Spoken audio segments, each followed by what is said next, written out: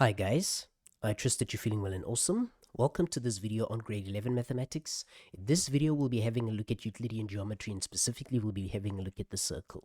Now this is going to be a very short video because we'll just be covering what the circle is in terms of a definition, and then we'll also look at the different parts of the circle. Without any further ado, let's get straight into it. So we can define a circle as a set of points which are equidistant from a common point. Now let's assume that this is a circle. Okay, that's a very terrible circle. Let's see if we could do something better. Well, it's still terrible, but it's a bit better. You can think of each of these as points which are surrounding a common point right here. Now we refer to this common point as the center of the circle. So all other points are the same distance apart from this point, the center. Then each of these points around the center, they constitute or they make up what we call the circumference of the circle. Now, I know you might be thinking, why do we have to define a circle? Well, it's good for you to know the properties of a circle, because the part where we mentioned that the points are equidistant from the center is rather important when we are having a look at the different parts of the circle, which is what we'll look at in the next section. So here we have the different parts of the circle. Now for the sake of making this easy to understand, I'm going to label this. We're going to call this point O. Let's call this A. Let's say this is B. This is C. This is D. This is E. And let's call this F and G. Now, we said in the previous slide that the point O is what we call the center of the circle. If we look at OC, OC is what we call the radius of the circle. So what is the radius? We're saying the radius is the distance from the center of the circle to any point on the circumference of the circle. In other words, we can say that OB is also a radius. We could say that OA is also a radius, because all of these stretch from the center of the circle to the circumference. Hence, we can all classify these as radii. So take note, the plural of radius is radii. So one radius, many radii. When we look at line AB is what we refer to as the diameter. So what is the diameter? The diameter is a line that joins 2 points on the circumference of a circle, but it passes through the center of the circle. Please take note of that. So the diameter, once again, is defined as a straight line joining 2 points on the circumference of the circle that passes through the center. We can also have line DE. Now, line DE is what we call a chord. So what is a chord? A chord is just a straight line joining 2 points on the circumference of the circle, but the chord does not pass through the center. Then we've got this line here. We have got line GF. So line GF, this is what we call a tangent.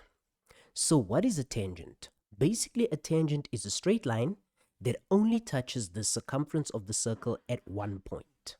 Please take note of that. Now take note of something. We have an area here looking at the chord. The chord divides our circle into what we call segments. In other words, this area between the arc, so basically the portion of the circumference is what we refer to as an arc. So the point between the arc and the chord, the space between the arc and the chord, this is what we call a segment. Now, because this is the smaller piece of the circle, we refer to it as the minor segment. The bigger piece, which would be this section, is what we refer to as the major segment. So, where two radii meet the circumference of the circle, in other words, when we look at this area over here, this area is what we refer to as a sector. So what is a sector? Well, a sector is a portion of the circle that is separated or divided by two radii. Please take note of that. Also, two radii divide the circle into what we call the major sector and the minor sector.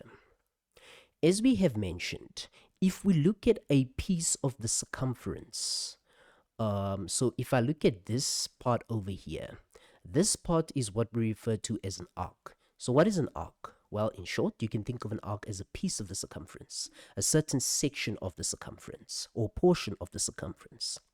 Please take note that these terms are rather important because going forward when we start looking at the circle theorems, you're expected to know what each of these terms mean, as we will be using them going forward without necessarily going back to the definitions of them.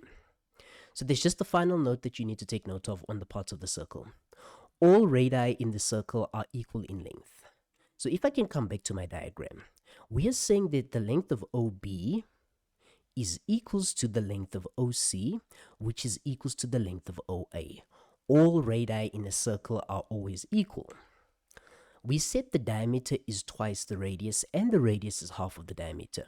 So in other words, when we look at this diagram, we said our diameter is AB. I can say that AB is equals to 2 times OA. Or I can say AB is equals to 2 times OB. I can even say that AB is equals to 2 times OC. Why can I say this? Because remember we said all radii are equal. So if we know the length of one radius, we can calculate the length of the diameter. We said here that the radius is half of the diameter. In other words, I can say OA is equals to half of AB. I can say OB is equals to half of AB. I can even say that OC is equals to half of AB. Why? Because all of these are radii and we said AB is the diameter. I hope that this makes sense to you guys. I hope that you understood the content. I hope that you understand the parts of the circle and their functions.